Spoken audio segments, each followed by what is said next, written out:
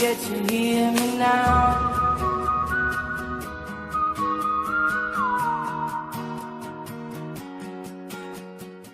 Meu nome é Gabriel e nessa videoaula irei falar sobre a estrutura vetor.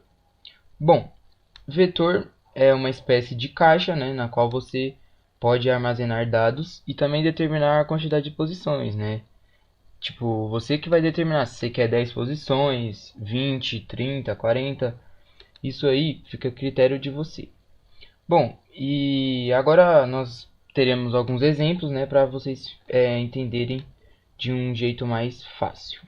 Bom, primeiro exemplo, nós vamos pedir para a pessoa digitar um número e nós iremos mostrar no final apenas os números pares, certo? Bom, vamos criar aqui o nosso vetor, certo? Vetor.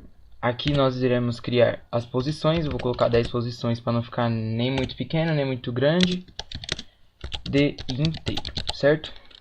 Bom, agora nós temos que criar uma variável que vai contar essas posições. E o contador, para contar depois ao final os números. Você pode colocar também junto ali, mas eu coloquei separado para vocês entenderem de uma maneira melhor, certo? Aí aqui o início, do nosso exercício, na qual aqui simplesmente você vai colocar a variável contadora e vai colocar aí as posições, no caso que a gente escolheu de 1 até 10.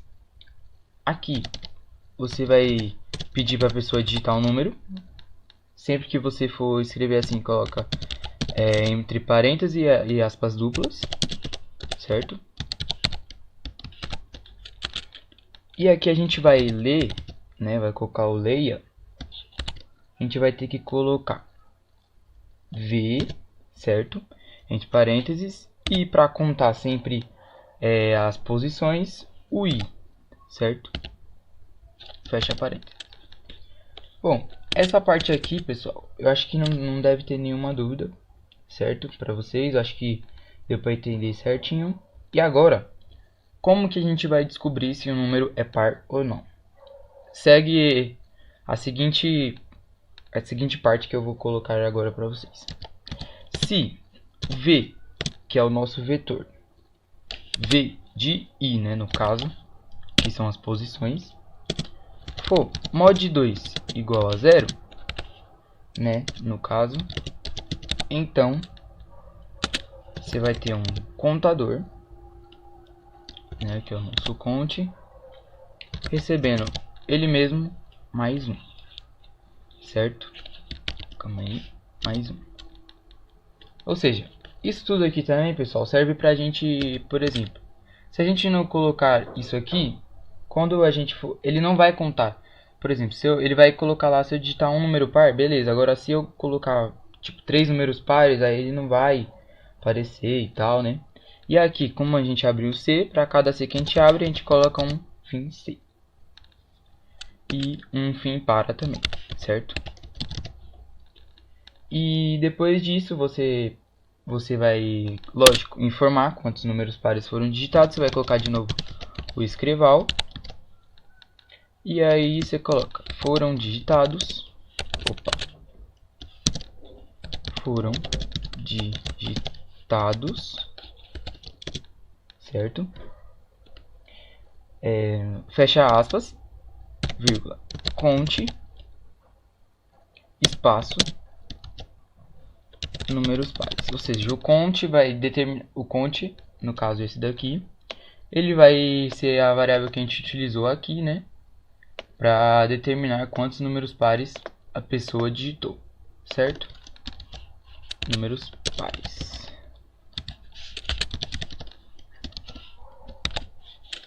Bom, e agora a gente executa. Nós vamos aqui digitar apenas 2 números pares, certo? 2, 2. O resto vai ser tudo 1, que é ímpar. Como vocês podem ver, aqui embaixo, foram digitados 2 números pares. Funcionou, certo? Aqui no caso, para deixar mais certo, a gente coloca um espaço, apenas para deixar o exercício um pouco mais bonito, certo? Bom, esse foi o primeiro exemplo, eu acho que deve ter dado para entender. E vamos ao próximo. Bom, vamos ao segundo exemplo aqui para vocês entenderem vetor, ok? Vamos começar agora com a nossa variável primeiro aqui, que vai ser o nosso vetor, claro, né? Vetor. Vamos utilizar as mesmas 10 posições que utilizamos no outro exemplo. T inteiro. Deixa eu só tirar o fixo aqui, rapidinho. T inteiro. Bom, e aqui a nossa variável contadora, certo? Inteiro também. Agora vamos ao início do exercício. Como eu escrevi aqui em cima, ó, o nosso exercício agora a gente vai mostrar apenas os números maiores ou igual a zero. Ou seja, números negativos a gente não vai mostrar, certo? A gente começa. Para. E deu 1 até 10.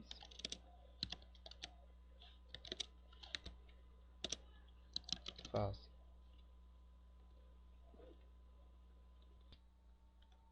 Bom, aqui agora a gente coloca o nosso escrival. Espera só um momento aqui rapidinho. Vamos recomeçar. Bom, agora a gente coloca aqui o nosso escrival, certo?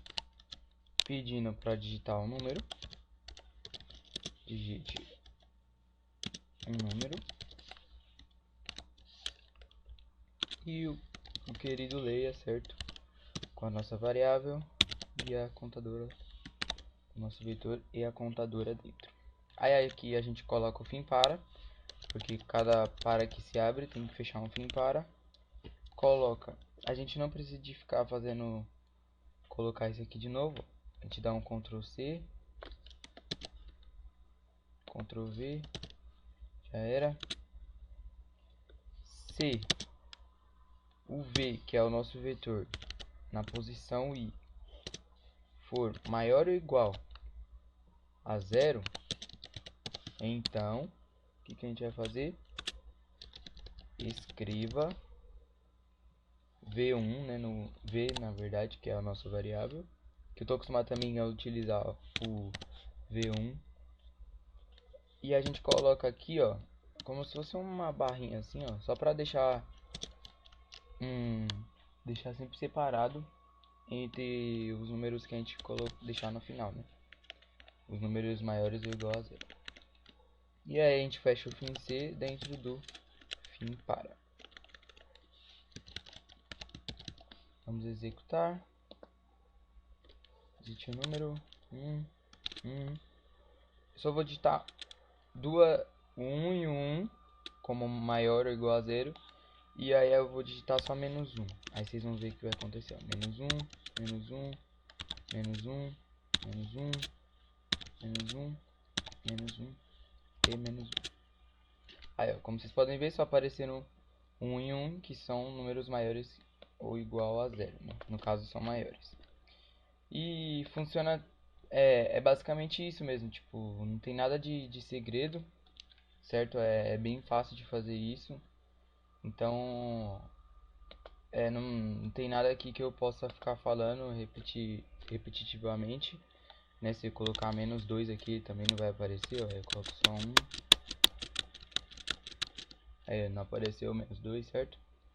E é isso. Bom, o nosso terceiro exemplo, nós vamos fazer aqui, ó, nós vamos substituir valores nulos por 1, certo?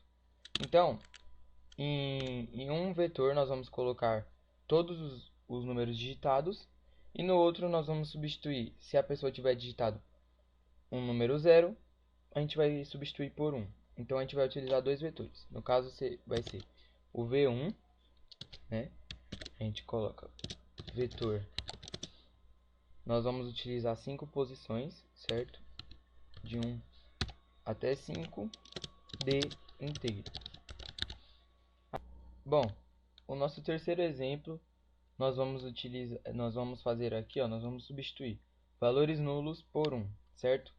Então, em um vetor nós vamos colocar todos os números digitados e no outro nós vamos substituir, se a pessoa tiver digitado um número 0, a gente vai substituir por 1. Então a gente vai utilizar dois vetores. No caso vai ser o V1, né?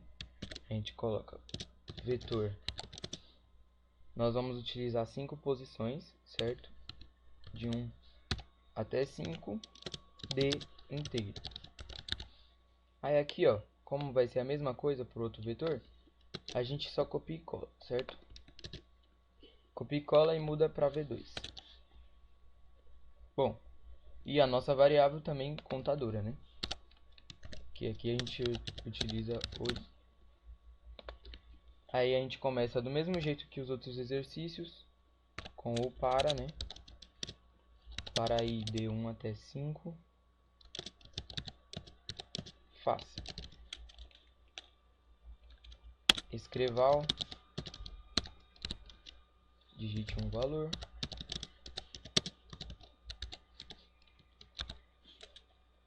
E o leia, né?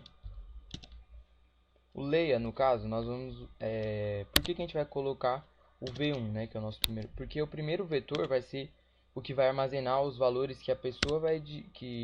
Na qual vão ser digitados, né? E o segundo vetor a gente vai substituir, ou seja, quando a pessoa digitar, vai ser armazenado no primeiro vetor. Aí a gente coloca se o nosso primeiro vetor na posição i for igual a zero, então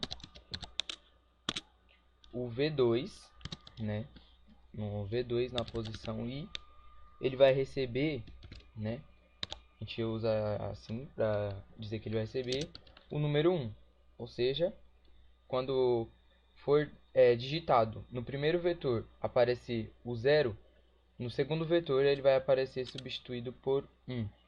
Se não for 0, vai aparecer o mesmo valor do vetor 1, certo? Se não, né, porque a gente coloca o se não também, o V2 na posição i recebe, como eu disse, o mesmo valor que estiver no vetor 1, certo? Aí a gente coloca o fim para... Não, o fim C primeiro, como eu já tinha dito. O fim C sempre dentro do fim para, né? Porque senão acaba não funcionando. E aí aqui, ó, a gente vai colocar escrival. Só para dar um espacinho aqui. Aí a gente coloca o para de novo. Para i de 1 até 5. Opa. De 1 até 5. Faça. Aí a gente coloca o escreva. Aí vai colocar o nosso primeiro vetor, certo? Que é o V1 na posição i. E a gente coloca aquela barrinha que eu coloquei também no outro exercício, certo?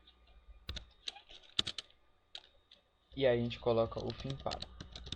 E aí a gente faz a mesma coisa para o V2, certo? Para mostrar o V2 ao final, a gente só vai substituir e colocar o V2. Aqui a gente só vai substituir e colocar o V2.